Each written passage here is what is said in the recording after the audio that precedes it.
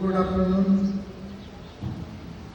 मंचावर बसलेले मातुश्री आसाबाई इंजिनिअरिंग कॉलेजचे प्राचार्य, म्हणजे आधी ते पॉलिटेक्निक होतं, नाव सेपरेट पॉलिटेक्निक बीटेक, ते सन्माननीय प्राचार्य डॉक्टर रेडकर सर, मातुश्री कॉलेजच्या उपप्राचार्य doctor Usha Patil madam, vice principal of Matushri Asabai college doctor Dhawa आणि सर्व डॉक्टर विभाग प्रमुख आणि पालक बंधूबांधव केले.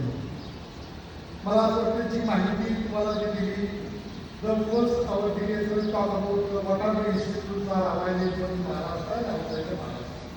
अर्थातच त्याच्यापैकी आपल्यापैकी बऱ्याच लोकांनी असे सेमिनार अटेंड केलेले असतील, त्यांना ती पूर्णपणे माहिती असेल, तर आमची जबाबदारी म्हणून आम्ही ते तुम्हाला सांगायचा प्रयत्न केला. IIT पासून तर नॉन ग्रँटेड प्रोफेशनल कॉलेजची सर्व त्यांनी माहिती दिली. मी नक्की सांगतोय की जे आमचं सुरुवातीला मातुश्रीचं सॉंग त्यांनी वाजवून इतर आपल्यासमोर वाजवलं आहे, त्यात आम्ही वाक्य टाकलं आहे की आमची संस्था जरी नसेल, नॉन प्रोफेशनल म्हटल्यानंतर हे काम अबाउट नॉन प्रोफेशनल, तर माझे सर्व शिक्षक हे सेवाभावी आहेत. जेव्हा जेव्हा तुम्हाला आपल्या मुलांचा रिझल्ट आल्यानंतर तुमचा पहिला प्रिफरन्स असेल की माझ्या मुलांचे मार्क मिळाल्यानंतर त्याला प्रॉबेबल ॲडमिशन कुठं मिळू शकते. IIT पासून तर नॉन ग्रँटेड इन्स्टिट्यूटपर्यंत त्याची केव्हाही माहिती लागली तर त्या काळामध्ये आमचे प्राध्यापक डॉक्टर PD दिघे अवेलेबल असतील आणि तुम्हाला तुमच्या जेवढ्या काही अडचणी आहेत त्या अडचणी नक्कीच ते सॉल्व्ह करण्याचा प्रयत्न करतील. त्याकरता फक्त आम्ही दिघेसांना मदत घेत नाही, पण फोनवर नको तेवढे फोन आल्यापेक्षा ज्यांना असं वाटेल की माझ्या मुलांना 99% मार्क मिळाले, आता माझा मुलगा कुठं झाला, तर ते तुम्हाला फक्त कुठं नंबर लागण्याची शक्यता आहे या प्रकारे गाईडलाईन करतील. तुम्ही इथं ॲडमिशन घ्या किंवा तिथं ॲडमिशन घ्या असं कोणत्याच प्रकारे ते सांगणार नाही. तो पालक आणि विद्यार्थ्यांचा स्वतःचा इंटरेस्ट आहे. कारण मला माहिती आहे की मी जर आपल्या ठिकाणी बसलो असतो आणि दिघे सरांनी जी लिस्ट वाचली ते जर मी सर्व लक्ष ठेवायचा प्रयत्न केला असता तर आतापर्यंत मी हँग झालो असतो. हे काय बोलतात मला काहीच समजत नाही, मी कशाला इथं आलो. पण त्यांनी सर्व इन्फॉर्मेशन द्यायचा प्रयत्न केला. त्या इन्फॉर्मेशनचा आपल्याला फायदा घ्यायचा असेल तर एनी टाईम तुम्ही कॅम्पसमध्ये या आणि तुमची मदत करायला तयार आहात. त्यानंतर आमच्या डॉक्टर पुरेसरांनी 2 गोष्टी सांगितल्या की ॲडमिशन प्रोसेस काय, कोणकोणते कागद आपल्याला लागणार आहे. तर बऱ्याच वेळ मी बघतोय पालकांचा वेळेवर एवढा गोंधळ होतो की नॉन क्रिमिनल काढण्याकरता त्यांना 50 ते 1 लाखापर्यंत द्यायला लागतात. कारण की गव्हर्नमेंट म्हणतो या तारखेच्या आत तुमचं नॉन क्रिमिनल पाहिजे, पण आपण सुरुवातीला तयारी केली नाही तर मार्केटमध्ये जे एजंट आहेत ते एजंट नको तेवढे पैसे तुमच्याकडून उभारण्याचा प्रयत्न करतात. त्यामुळे तुमचे पैसे तुम्हाला वाचवायचे असेल आणि पैसे कष्टाने कमावलेले असेल तर नक्कीच तुमचा इंटरेस्ट वाचवण्याकरता असेल. जेव्हा केव्हा लागेल तेव्हा आमचे पुरेसर तुम्हाला उपलब्ध आहे. कोणते कागद लागतात त्याची लिस्ट करून घ्या, काढण्याचे मोड कोणते आहेत ते लिस्ट करून घ्या. आम्ही पूर्णपणे तुम्हाला इथं मदत करायला तयार आहोत. त्याच्यानंतरचा जो पार्ट आहे स्कॉलरशिपचा, एखादा प्राध्यापक बोलत राहिला की बोलत राहतो, महत्वाची गोष्ट विसरून जातो, कारण की तो प्राध्यापक असतो. पण ते म्हणतात ना, ज्याला जास्त नॉलेज त्यांना विसरण्याची शक्यता जास्त. त्यामुळे ते विसरून गेले की महाराष्ट्र गव्हर्नमेंटनी मागच्या वर्षापासून मुलींना, सर्वच मुलींना, it may be from SC category or open category, त्यांना पूर्णपणे फी माफ केलेली आहे. त्यामुळे आपल्या मुलींना शिकवायचं असेल तर कोणत्याच प्रकारचा विचार करू नका. गव्हर्नमेंट हॅज ए थिंकिंग की पालक मुलांना शिकवतात आणि ती हुशार असं ते टाळाटाळ करण्याचा प्रयत्न करतात. पण मी त्यांच्या पेमेंटमध्ये दोघांना शिकवणं शक्य नाही, पण दोघांपैकी कुणाला शिकवायचं तर त्यांचा एक प्रिफरन्स मुलांचा असतो असं समज आहे. त्यामुळे गव्हर्नमेंटनी सर्व मुलींना फी माफ केलेली आहे. कोणत्याच प्रकारची कोणत्याच कॉलेजला तुम्हाला मुलींना ऍडमिशन घेण्याकरता फी भरायचं कारण नाही. त्याच्यावर प्रश्न मला लोकांनी विचारला की गव्हर्नमेंट काही कारण नसताना आम्ही लोक इन्कम टॅक्स भरतो, आमचे पैसे गोळा करतात आणि आठवणी ते लाडकी बहिणीबद्दल बोलणार नाही, पण मुलीच्या ऍडमिशनला देऊन टाकतात. असा काही लोकांचा विचार होतोय की मिडल क्लासने रेग्युलर इन्कम टॅक्स भरायचा, गव्हर्नमेंटने पैसे कलेक्ट करायचे आणि मुलींना ऍडमिशनला देऊन टाकायचे. मग त्यांना मी उत्तर दिलंय, अर्थातच त्यांना सांगितलंय गव्हर्नमेंट पैसे देते तर ते उपकार करत नाही. गव्हर्नमेंट पैसे देते हा गव्हर्नमेंटचा लॉस नाही. गव्हर्नमेंट पैसे देते कारण की ही त्यांची इन्व्हेस्टमेंट आहे. आता इन्व्हेस्टमेंट कशाची सांगतोय, एका मुलीला शिकण्याकरता 4 लाख दिले, दरवर्षी 1 लाख फी. जी मुलगी शिकणार नव्हती त्या मुलीला गव्हर्नमेंटने 4 वर्षाची फी दिल्यामुळे तिने 4 लाख रुपये गव्हर्नमेंटने पे केले. पण आपण विसरतो ते मुलगी दुसऱ्या वर्षी जॉईन झाल्यानंतर पहिल्या 3च वर्षात 4 लाखापेक्षा जास्त इन्कम टॅक्स होते आणि पुढचं तिथे 27 वर्ष हा गव्हर्नमेंटचा फक्त आणि फक्त नफा असतो. म्हणजे मला मी तर म्हटलंय की तुम्ही जर खरोखर फार पैशावाला असतो तर गव्हर्नमेंटला सांगितलं असं तुम्ही मुलींना फी माफ केली ना, मी सर्व मुलांना फी माफ करतोय. फक्त एक लक्षात ठेवा, त्यांचा इन्कम टॅक्स माझ्याकडे येऊ द्या, तुम्ही घेऊ नका. सगळ्याचा उद्देश असा आहे की मुलींना पैसे मिळतात, that is a long term investment from the government. They pay the 1 rupees and collect the 100 rupees. 99 rupees they get more. त्यांनी या मुलींना शिकवलं नाही, त्या जॉबला लागल्या नाही, त्या संसारात कुठल्या तर इन्कम सोर्स गव्हर्नमेंटच्या कमी होईल. त्यामुळे गव्हर्नमेंटने मुलींना पैसे दिले म्हणून फार उपकार केले असं नाही. तो आपला अधिकार आहे. उद्या मी भरणारे पैसे आज दिलाय असं समजावं आणि आपल्या मुलींना तर पूर्ण बेनिफिट द्यावा. अर्थातच त्याच्यानंतरचा फार मोठा प्रॉब्लेम आहे. तुम्ही पाहतोय आजकाल आमच्यासारखे प्रायव्हेट कॉलेजचे लोक, माझं कॉलेज त्याच्यात येत नाही असं मी समजतो, सायबर कॅफेला जाऊन त्यांना पैसे देतात. माझे वाक्य लक्षात ठेवा, मी इथं प्रत्येक वाक्य सत्य बोलण्याचा प्रयत्न करतोय. सायबर कॅफे जाऊन पैसे देतात आणि तुमच्याकडे जे जे मुलं येते तुमच्याकडे त्यांचा पासवर्ड आणि त्यांचा ID तो सायबर कॅफेवाला स्वतःकडेच ठेवतो. हे ज्या मुलांचे पालक हे अज्ञान आहे त्यांच्याकरता मी सांगते, सुज्ञान पालकांना सांगण्याची आवश्यकता नाही.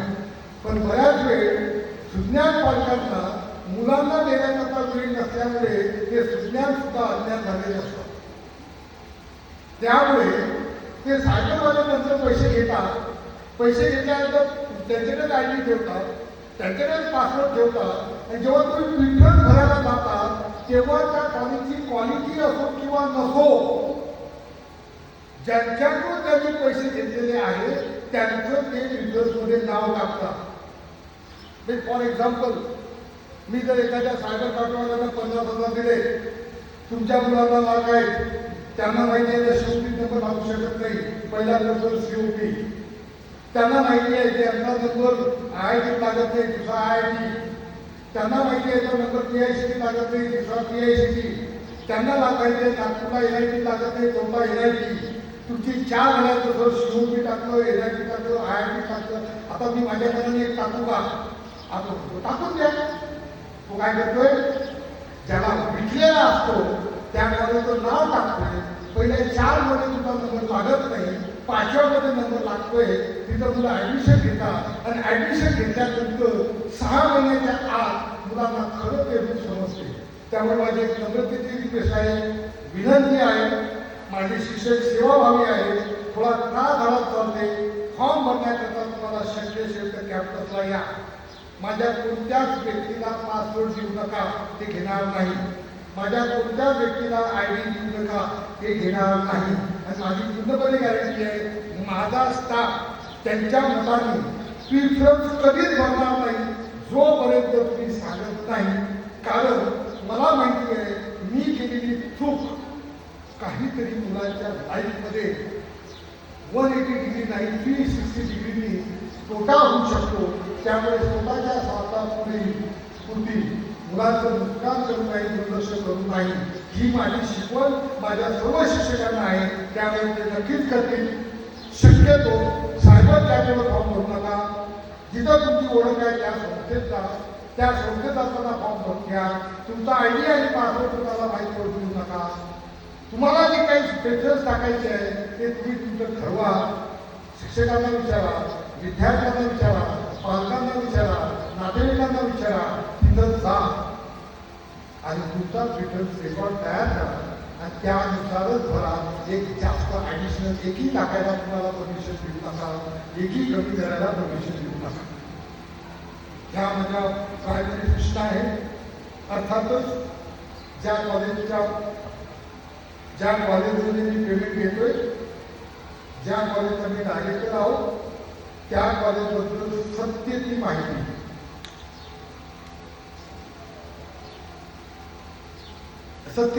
मी ठेवण्याचा प्रयत्न करतोय. ही माहिती ठेवताना माझा कोणता चुकीचा हेतू नाही. एक रिस्पॉन्सिबिलिटी गिवन बाय समोर आय हॅव टू इट. मला पहिल्या दिवसपासून हा प्रोग्राम का ठेवला नाही मी प्रश्न केला आहे. कारण मला माहिती आहे हा प्रोग्राम का ठेवला मी सांगतो. लास्ट टाईमला 3 पॅरेंट्स आणि 2 लेडी पॅरेंट्स, 5 पॅरेंट माझ्या कॅम्पसमध्ये फिरत होते आणि जॅकेट राहिलं तुम्ही कुणाला डिस्टर्ब करत नाही, ते फिरतात, पाहतात, जातात. पण सर त्यांना मी बोललोय का सर काय नाही असं तुमचं आम्हाला कॉलेज बघायचं. म्हटलं सर बघायला पाहिजे. पण म्हटलं कॉलेज बघितल्यानंतर जाता माझ्यासोबत या. माझे इथे आले, एक माझे इथे आलेले गेस्ट म्हणून मी त्यांना चहा पाणी केलं आणि त्यांना माझ्या कॉलेजमध्ये काय काय चालते ते सर्व सांगितलं. तेव्हा त्यांनी म्हटलंय की सर ते 4ही महेंद्रमध्ये इंडस्ट्रीमध्ये काम करणारे इंजिनियर होते. सर आमची एक रिक्वेस्ट आहे. म्हटलं काय? तुम्ही शेवटच्या दिवशी जरी पालकांकरता असा एक प्रोग्राम ठेवा की ज्या प्रोग्रामला सर्व पालक येतील आणि तुम्ही योग्य ती इन्फॉर्मेशन त्यांना प्रोव्हाइड करा. आणि त्यांनी सांगितल्यामुळेच आज मी या पालक मेळावा इथे ठेवलेला आहे. उद्देश मी त्यांना हाही प्रश्न केला. म्हटलं जनरली काय होतं की पालक मेळावा ठेवला की पालकांना तिथून इथपर्यंत पोहोचेपर्यंत ॲटलिस्ट ऐकेपर्यंत असंच वाटते की या कॉलेजची मार्केटिंग करण्याची एक पद्धत आहे. पण त्यांनी म्हटलं मान्य आहे, कॉलेजमध्ये येईपर्यंत बसेपर्यंत त्यांना तसं वाटेल. पण तुमचं भाषण झाल्यानंतर मला 100% गॅरंटी आहे जाताना ते 10 लोकांना सांगतील की मातोश्री एक कॉलेज आहे की त्या कॉलेजमध्ये सत्यतेला महत्त्व आहे. कोणत्याच प्रकारची मार्केटिंग केल्या जात नाही. पण मार्केटिंग मी करावी अशी अपेक्षा नाही. मार्केटिंग माझ्या मुलं करतात, मार्केटिंग माझे पॅरेंट्स करतात, मार्केटिंग सर्व कॉलेजचे शिक्षक करतात. मी चांगला असेल तर, मी वाईट असेल तर मी माझी मार्केटिंग करून फाटलेले कपडे घालून चांगले कपडे घालायचा शो करण्यात काही अर्थ नाही.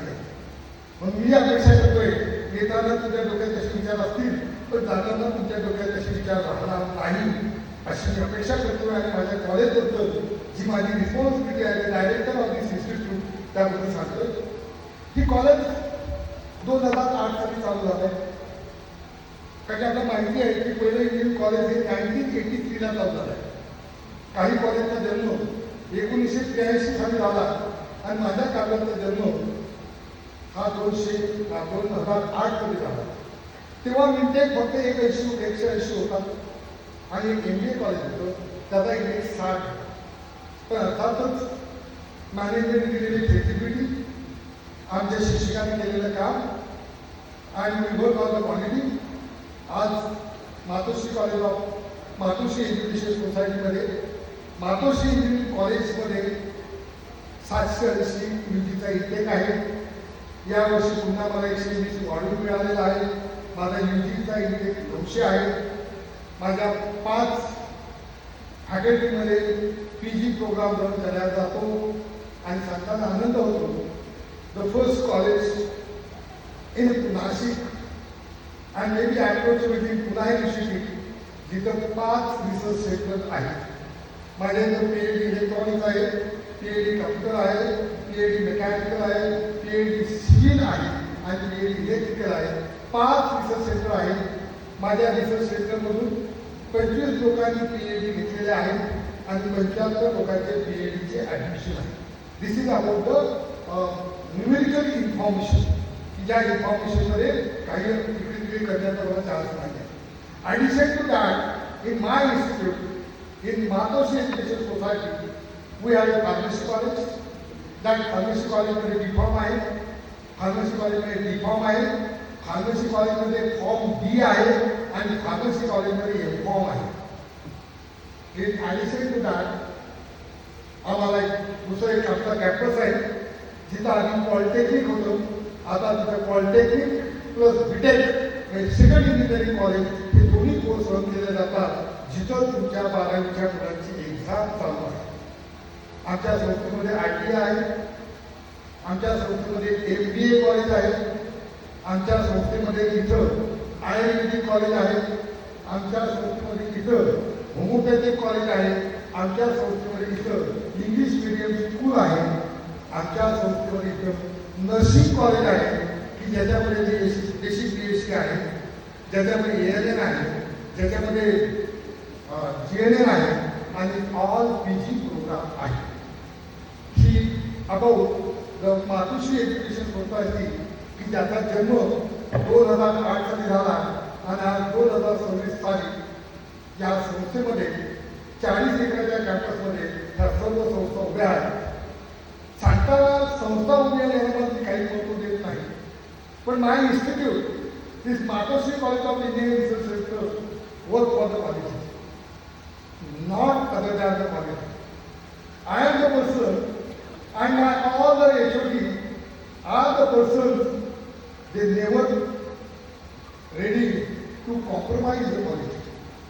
2008 साली चालू झालेल्या संस्थेमध्ये 2 NAC सारखे कंप्लीट झालेले आहेत.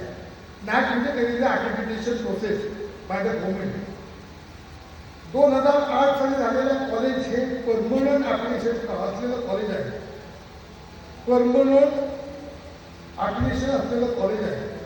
2008 मध्ये चालू झाल्या कॉलेजमध्ये 5 विषयाचं NDA असलेलं इन्स्टिट्यूट आहे, ज्याला नॅशनल बोर्ड ऑफ ॲक्रेडिटेशन म्हणतात, की ज्यांनी ॲक्रेडिटेशन आम्हाला दिलेलं आहे.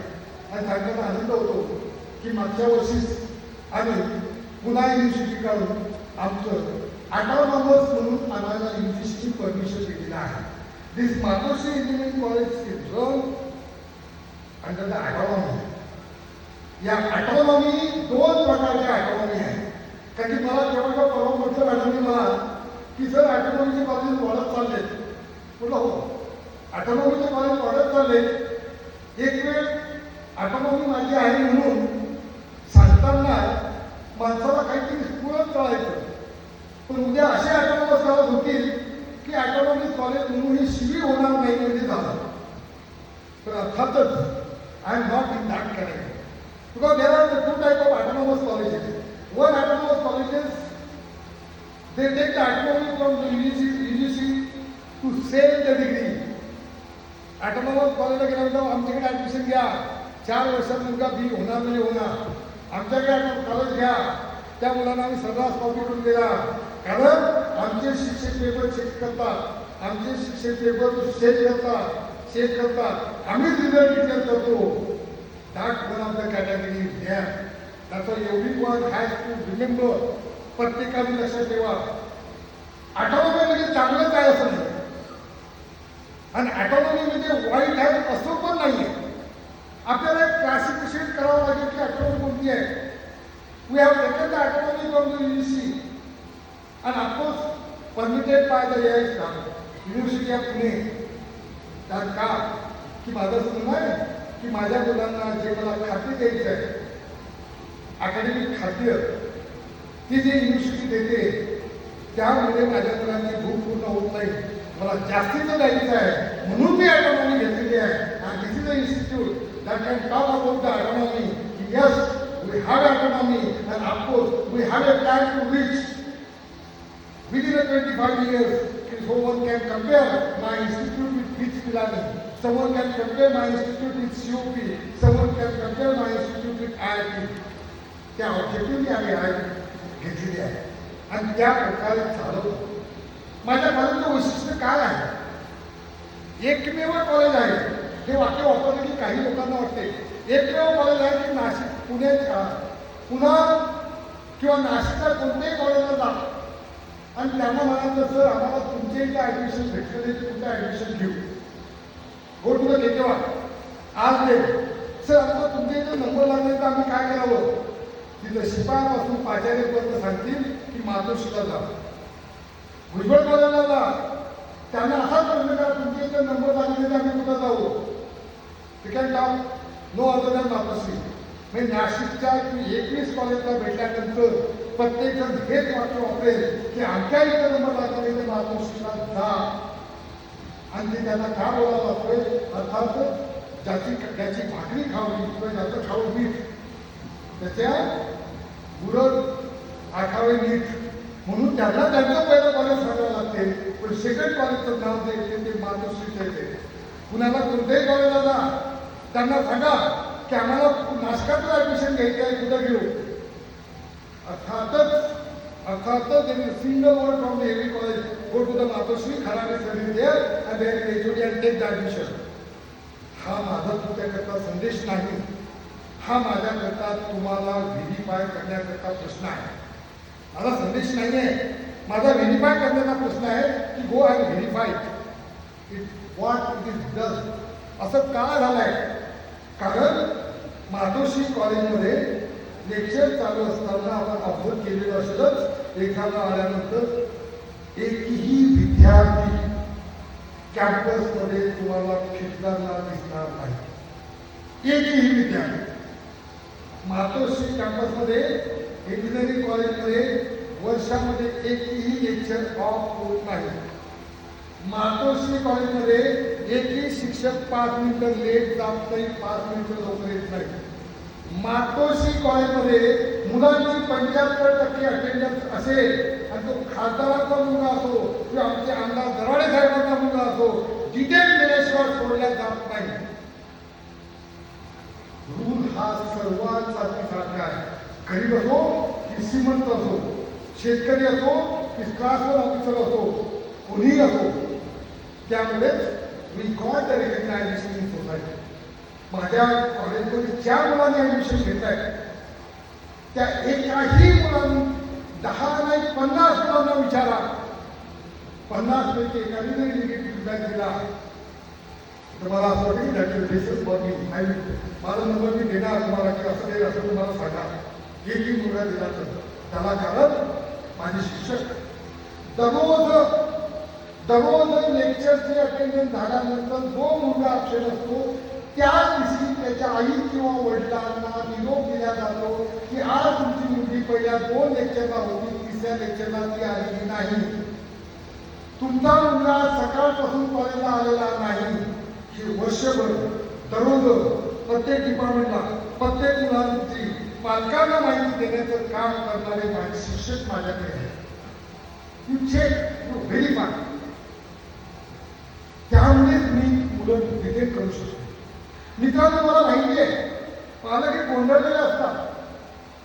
कारण एक पाहिजे तेव्हा पैसे जवळ नसतो तरी सुद्धा आपलं भविष्य आपल्या मुलांचं चांगलं व्हावं असं ते स्वप्न पाहतात, लाखो रुपये खर्च करतात आणि अशा कॉलेजला ॲडमिशन घेतात की तिथं जर मुलांचे लेक्चर झाले नाही तर त्याला पास होणे हा प्रॉब्लेम नाही की हे पास.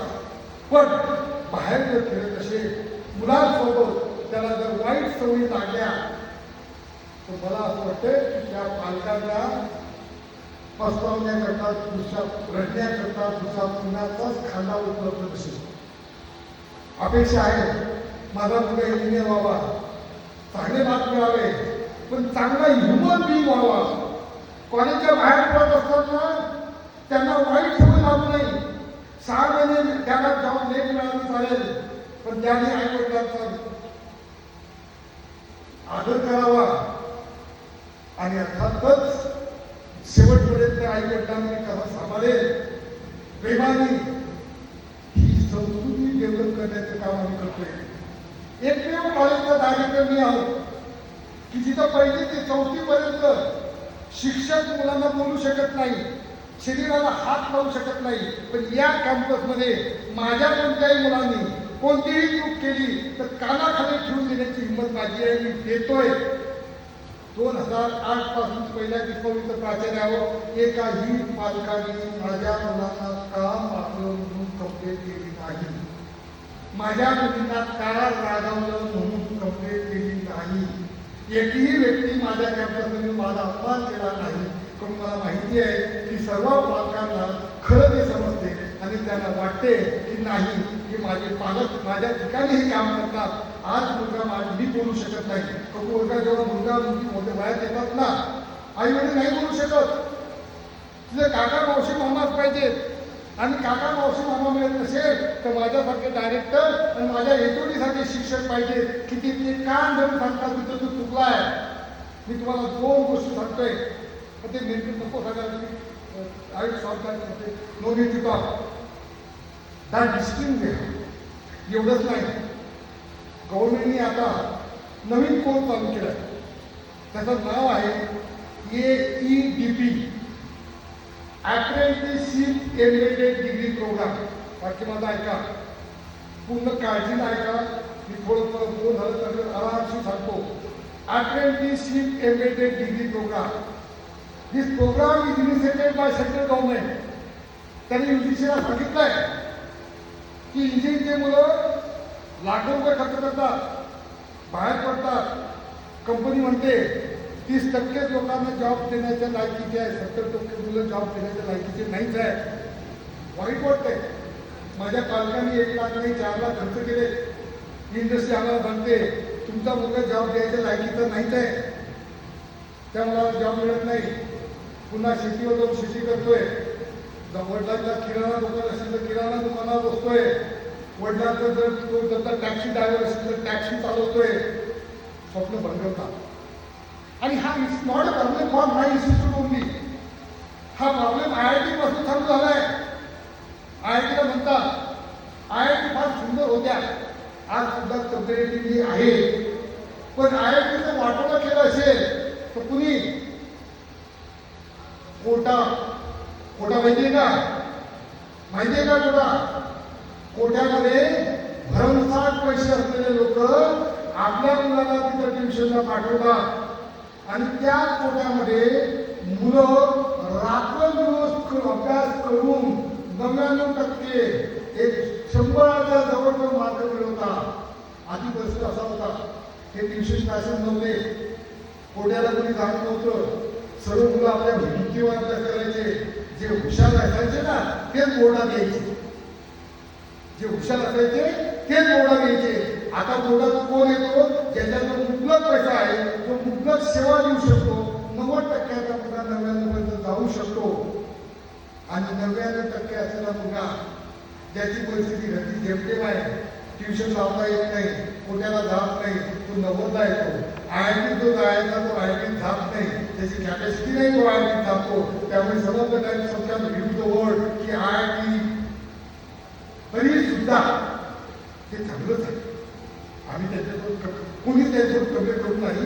फक्त कोटाने जो खरा हुशार विद्यार्थी झाला तो न जाता ज्याला स्कूल बिल्डिंग जास्त आहे तो जातो. त्यामुळे काही हुशार विद्यार्थी मागे पडतात. त्याच्यासाठी स्टेटमेंट हा घेऊन काय संपत आणि त्याच्यावर AEDP त्याच्या सेंट्रल गव्हर्नमेंटने डिसिजन की आपण आता हे इंजिनिअरिंगचं शिक्षण बदललं पाहिजे.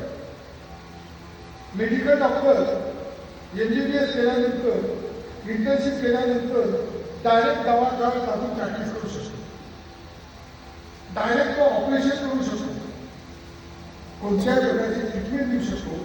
कारण तो शिकत असताना हजारो पेशंट तो हॉस्पिटलमध्ये हँडल करतो, हजारो पेशंट तो हॉस्पिटल हँडल करतो. त्यामुळे त्याचं MBBS झाल्यानंतर is capable to handle the patient.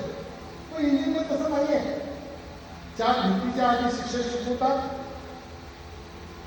Design केलेल्या शिड्यावरचा प्रॅक्टिकल कंडक्ट करतात, किती जावा कंडक्ट करतात प्लस मायनस. मुलं जास्त मार्क मिळण्याकरता प्रयत्न करतात, रात्रंदिवस अभ्यास करतात, त्याला चांगले मार्क मिळतात. पण कंपनीची HR मार्क पाहून मुलांना सिलेक्ट करत नाही. ते फक्त आणि फक्त इंटरव्ह्यू घेऊन ज्याची कॅपॅसिटी आहे, ज्याचं टेक्निकल नॉलेज चांगलं आहे, ज्याचं कम्युनिकेशन चांगलं आहे, ज्याचा ॲटिट्यूड चांगला आहे, जो ग्रुप डिस्कशन चांगला आहे, ज्याचा लॉंग टाईम लर्निंग चांगला आहे, या गोष्टींचं ऑब्झर्वेशन करून 60% वाला मुलगा सिलेक्ट करतो आणि 90%चा सुद्धा नाकारू शकतो. कारण industry is never talk about the marks, they talk about the quality and quality and quality only. त्याचा सेंट्रल गव्हर्नमेंट हा विषय की हा आपण माहोल चेंज करायचा असेल तर मेडिकल कॉलेज चालतो. मॅडम पण मला डिस्टर्ब होते. मी जातीचा शिक्षक आहो, माझ्या क्लासमध्ये टाचणी पडली तरी आवाज येतो आणि माझ्या लेक्चरमध्ये मुलं अशीच किंवा अशीचता करत नाही. सर्वांना माझं म्हणणं आहे की तुम्हाला आवडत नसेल किंवा free to go, don't disturb me. Okay, मी शक्यतो सांगायला I never done the marketing, I not the fact. पण त्यांनी ठरवलं आहे की इंजिनिअरिंगमध्ये सुद्धा मुलं शिकत असताना त्यांनी 1 वर्ष कंपनीतून जॉब करावा, अप्रेंटिसशिप करावी 1 वर्ष कंपनीमध्ये, आणि त्यांनी नंतर UGC लेटर काढून स्टेट गव्हर्नमेंटला इन्फॉर्म केलंय की महाराष्ट्रामध्ये यावर्षी कमीत कमी 1500 ॲडमिशन हे AEDPच्या अंडर व्हायला लागले, अप्रेंटिसशिप एम्बेडेड डिग्री प्रोग्रामच्या अंडर, की ज्यामध्ये कॉमर्स असेल तर मुलांनी 2.5 वर्ष कॉलेजला शिकावं आणि 6 महिने त्यांनी CAच्या अंडर काम करावं. कारण आपल्या मुलांना टॅली झालेले असते, टॅली वापरता येत नाही, बेरजचे टॅली सांगता येणार नाही, पण 6 महिने जर त्यांनी कॉमर्सकडे CAकडे काम केलं तर तो बाहेर पडल्यानंतर एक अकाउंटंट होऊ शकतो. म्हणजे कोणताही कोर्स असेल, 3 वर्षाचा कोर्स असेल तर 6 महिने किंवा 1 वर्ष त्यांनी त्या रिलेटेड माणसाकडे जाऊन शिकावं. हा तो अप्रेंटिसशिप एम्बेडेड डिग्री प्रोग्रामचा असा आहे. इंजिनिअरिंग कॉलेजचा तो 4 वर्षाचा असेल तर 1 वर्ष या मुलांनी ड्युरिंग द कोर्स इंजिनिअरिंगच्या कंपनीमध्ये जाऊन 1 वर्ष काम करावं. त्याच्या बदल्यात त्यांना 12,600 कमीत कमी पगार मिळणार आहे. अप्रेंटिसशिप मधला 12,600, 12,600 पैकी 6,300 गव्हर्नमेंट देणार आहे आणि 6,300 फक्त कंपनी द्यावं लागणार आहे. पुन्हा सांगतोय, पहिल्यांदा ITI झाल्यानंतर अप्रेंटिसशिप होती, पॉलिटेक्निक झाल्यानंतर अप्रेंटिसशिप होती, इंजिनिअरिंग झाल्यानंतर अप्रेंटिसशिप नव्हती. इंजिनिअरिंग झाल्यानंतर काही अप्रेंटिसशिपला करायचे, पण ते मुलं BE झाल्यानंतर करत असल्यामुळे ते are not serious. That company is always say we don't want the apprenticeship from university. पण now it is during the course, त्याला 40 क्रेडिट आहे. त्यांनी जर 1 वर्ष पूर्णपणे अप्रेंटिसशिप केली नाही तर त्या मुलांना BTech डिग्री मिळणार नाही. पुन्हा लक्षात ठेवा, BTech डिग्री मिळणार नाही. त्याला ती 1 वर्ष कंपनीत जाऊन त्याला धडीच्या प्रकारे काम करून तिथं असेसमेंट होईल. त्यांनी जर व्यवस्थित काम केलं असेल, तो जर तिथं त्या अप्रेंटिसशिपमध्ये पास झाला तर त्याला 40 क्रेडिट मिळतील. Otherwise he is declare as a YD, he is declare as a fail. Next time you have to do the same apprenticeship. हा तो अप्रेंटिसशिपचा कन्सेप्ट आहे. आता अप्रेंटिसशिप काय, मग युनिव्हर्सिटीने ठरवलंय आणि quota is given to the Pune university for the 300 minimum, maximum you can go for like this. आणि पुणे युनिव्हर्सिटी माहिती आहे हा ॲफिलिएटेड कॉलेजला कंडक्ट करणं कठीण आहे, because they don't have the flexibility to define their curriculum. That's why they have conducted the meeting of autonomous colleges. Near about in 100 autonomous colleges are there in Pune University. Out of that, near about 50 colleges are there in the engineering, they are autonomous. 50 college Pune university लोक ऑटोनॉमसचे आहेत. नाशिकचा विचार केला, KKY college autonomous आहे, NDUT college autonomous आहे, चांदवडचं college autonomous आहे, एक संदीप साहेबांचं कॉलेज ऑटोनॉमस आहे आणि मातोश्री कॉलेज एक ऑटोनॉमस आहे. हे 5 ऑटोनॉमस कॉलेज आहेत. त्या कंडक्टेड मीटिंग, पण अर्थातच नवीन प्रयोग करण्याकरता लोक तयार होत नाही. का तयार होत नाही हा मोठा प्रश्न. जे one day I have a call from the vice chancellor of Pune university की सर आम्हाला दररोज वीकली स्टेट गव्हर्नमेंटला रिपोर्ट करावा लागतो की तुमच्या इथे एखादं कॉलेज तरी तयार झालंय का. आणि म्हणे ऐकवण्याचे मला बरेचसे जेडी करत नाही आहे आणि आमची इच्छा आहे मी करावं. म्हटलं तर मी करावं. यस म्हटलं का म्हणे sir I know you are work as a dean of private पुन्हा इन्स्टिट्यूट म्हणून काम केलं आहे. मी मॅनेजमेंट काउन्सिलर म्हणून काम केलं आहे. पुन्हा युनिव्हर्सिटीच्या सर्व स्टॅच्युटरी बॉडीमध्ये काम केलं आहे आणि सर्वांना माहिती आहे तुमच्यासारखा स्पष्ट बोलणारा, योग्य तो निर्णय घेणारा आणि कुठंच जाईल न करणारी व्यक्ती आम्हाला तुम्ही आहात याची आम्हाला माहिती आहे. त्यामुळे तुम्ही चालू करा. आज सर घेऊन मी तर फोडे मी माझ्या सर्व एचओडींना सर्व कंपनीमध्ये पाठवलं आहे आणि कंपनीमध्ये डिस्कस केलं आहे. त्यांना गॅरंटी दिली की माझ्या इथं माझ्या मुलाची एवढी डिसिजन आहे की तुमच्या इथं तो मुलगा आल्यानंतर 10 वाजता कंपनी चालू होत असेल तर 5 मिनिट आधी 5 वाजता कंपनी सुरू असेल तर 5 वाजल्यानंतर जाईल. तुमच्या कंपनीनं सुट्टी घ्यायची असेल तर माझ्या कॉलेजला शिक्षकांना विचारण्यासोबत घेऊ शकणार नाही. न विचारता घेतली तर पालक तुमच्याकडे मॅडम पाठवेल. त्यांना ते पटलंय आणि त्यांनी सांगितलं की yes we are ready to support. आणि आज 150 इंडस्ट्रीसोबत माझा एमयू झालेला आहे आणि एमयू झाल्यानंतर मी 60 intake of civil engineering, 60 of mechanical, 60 of electrical. माझ्या कम्प्युटरमध्ये 180चा इंटेक आहे पण आज 60 for computer and electronics 120 intake आहे. 60 फ्रॉम इलेक्ट्रॉनिक्स अँड कम्प्युटर. 300 मुलांना मागच्या वर्षी अप्रेंटिसशिप टेम्पररी डिग्री प्रोग्राममध्ये मी ॲडमिशन केलं आहे आणि सांगताना आनंद होतो. आणि नाशिकसाठी एक महत्त्वाची आणि गर्वाची गोष्ट आहे. नाशिकमधलं मातोश्री कॉलेज ऑफ इंजिनिअरिंग महाराष्ट्रातलं पहिलं नाही ते इंडियातलं पहिलं कॉलेज आहे की ज्यांनी अप्रेंटिसशिप टेम्पररी डिग्री प्रोग्राम चालू केला.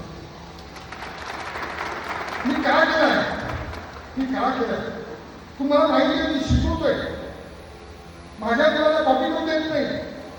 ते प्रॅक्टिकल करून 9% 9.5% CGPA मिळतोय. पण इंटरव्ह्यूला गेल्यानंतर याच्यानंतर sir your students are not good in communication. भीती वाटते. एवढे मुलं मी शिकवले हुशार मुलं आहे की याच्या सांगतो की तुमची मुलं कम्युनिकेशन चांगले नाही आहेत. कोणी सांगतो तुमची मुलं ॲप्टिट्यूडमध्ये चांगले नाही आहेत. कोणी म्हणतो तुमची मुलं टेक्निकली चांगले नाही. आणि बाबा टेक्निकल चांगले नसते तर त्याला 10पैकी 9.5 9.9 CGPA मिळाला कसा. पण I understand yes it is a fact. ते खोटे बोलत नाही आहे. माझ्या येणारा इथं येणारा मॉब जो आहे 80% मॉब हा नाशिक डिस्ट्रिक्टच्या बाहेरचा आहे अँड 20% फ्रॉम नाशिक.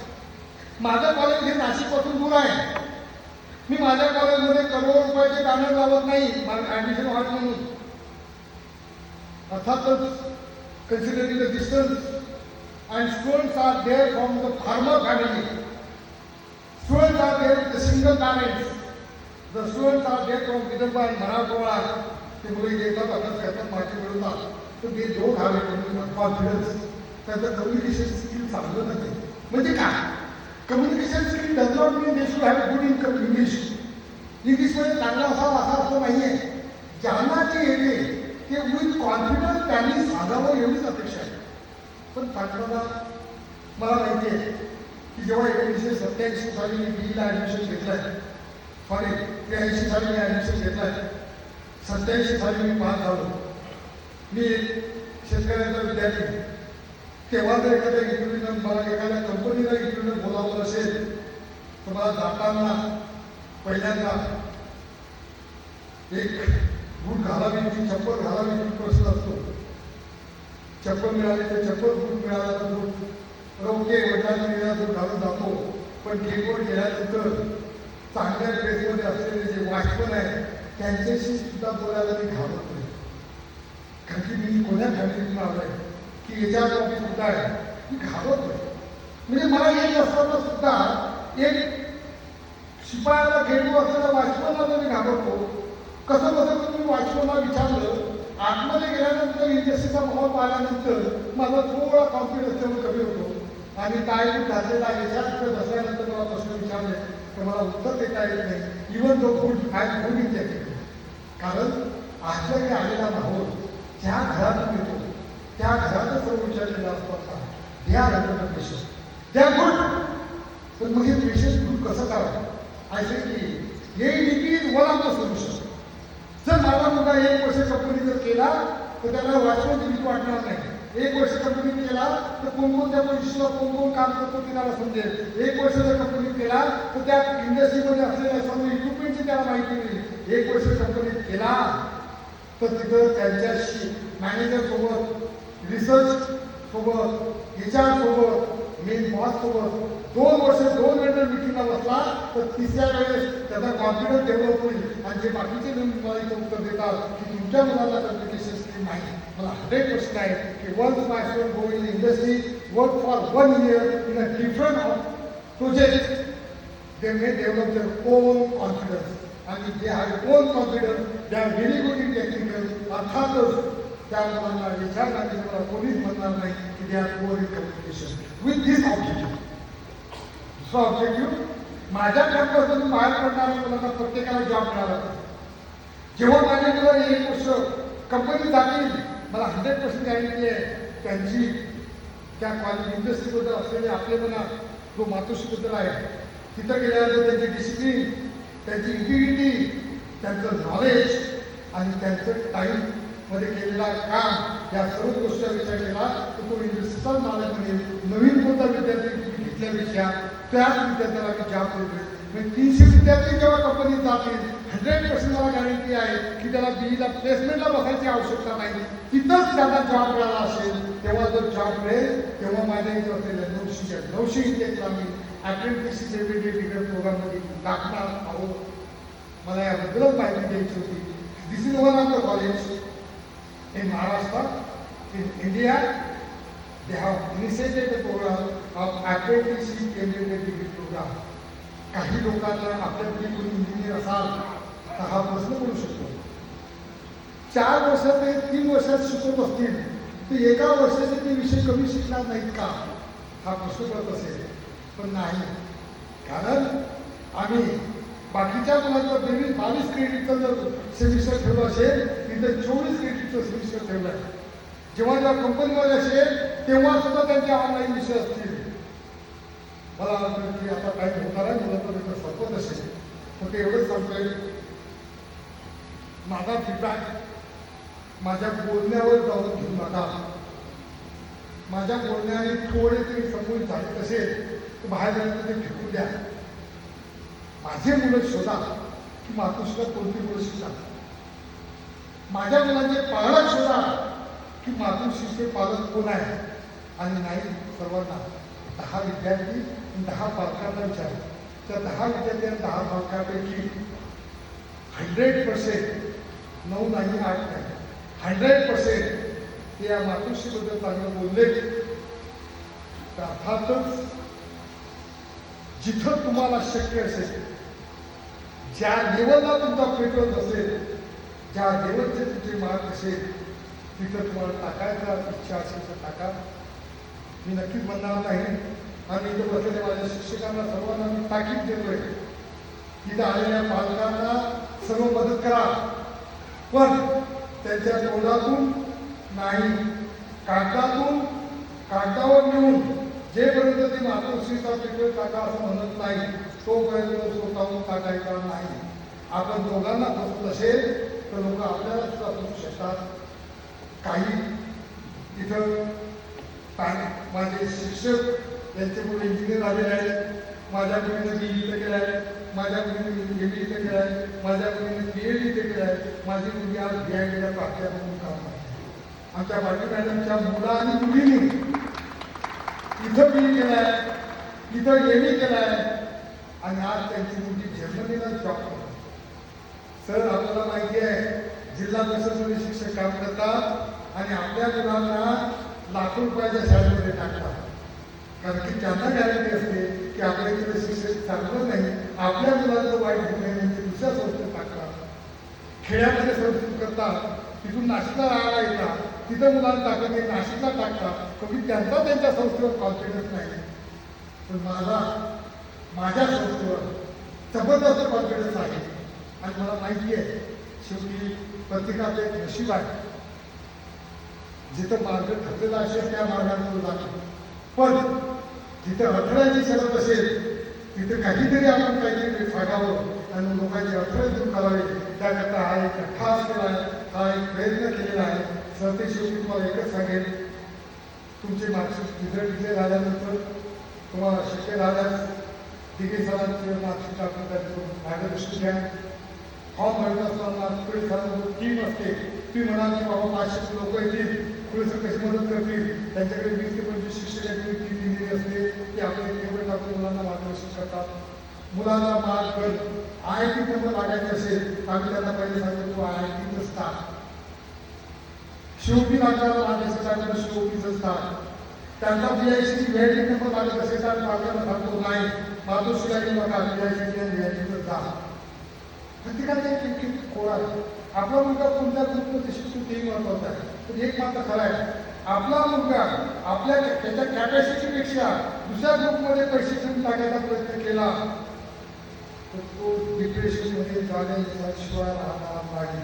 त्याची माझी सर्व पालकांना पहिली रिक्वेस्ट आहे, कोणत्या प्रकारचं डोनेशन भरून कुठंच ॲडमिशन घेऊ नका. माझ्या मुलांना 70% मार्क असेल आणि मी VIPला PICला समजा 18 लाख डोनेशन घेऊन ॲडमिशन भरतोय, तर तिथं 99 वाले 59 मुलं असेल, 70 वाला तुमचा मुलगा असेल, तुमचा मुलगा त्या टीममध्ये लास्ट असेल आणि तुमच्या टीममध्ये लास्टमध्ये असल्यानंतर त्या 99 मुलांची प्रगती पाहिल्यानंतर त्याचं मानसिकदृष्ट्या तो विसरू शकतो. त्याला अशा ठिकाणी टाका की he should not be at top, पण he should not be at bottom, he should be at the middle. त्या मार्गाच्या रेंजनुसार त्याला तिथं टाका, तिथं तो त्या 99पेक्षाही डेव्हलप होऊ शकतो. पण त्याला जर मी डोनेशन घेऊन टाकलंय आणि तो क्यूमध्ये लास्ट असेल with their intelligent, with their mark, he may have a chance, he may be less than the normal college of education. Competition पुन्हा सुरू करावी हे मला वाटतं विराट आणि इजाई विरुद्ध माझ्याकडे लक्षात येत असेल. कुणाशी कसं बोलावं आपलं ड्रीम झाल्यानंतर लक्षात येतच असेल. केव्हाही बरोबरीसोबत कुस्ती खेळावी, बरोबरीच्या मुलांमध्ये शिकावं. म्हणजे सकाळपासून शेवटपर्यंत येतानाही आनंद असतो, जातानाही आनंद असतो आणि 4 वर्ष त्या कामामध्ये आनंदाने जगतोय. माझा मुलगा क्लास कॉलेजमध्ये जाताना दुःखून जात असेल आणि 5 वर्ष सुटल्यानंतर घरी बॅग टाकल्यानंतर आई वडिलांची चिडचिड करत असेल तर अर्थातच our choice is wrong. Thank you. धन्यवाद सर.